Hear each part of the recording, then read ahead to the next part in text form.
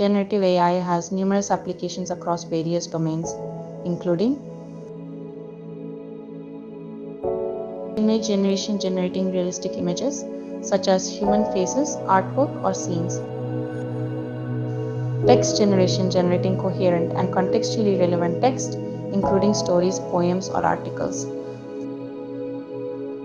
Music and audio generation, creating new music compositions or generating audio samples.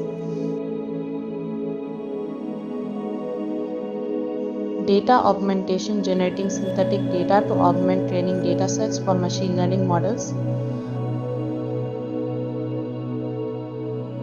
In content creation, assisting in creative tasks such as generating designs, artwork, or even new product ideas.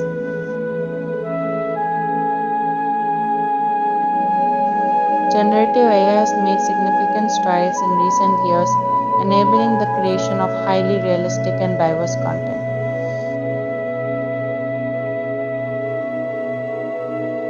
However, it also poses ethical challenges, particularly regarding the potential for generating misleading or harmful content, as well as issues related to intellectual property and data privacy.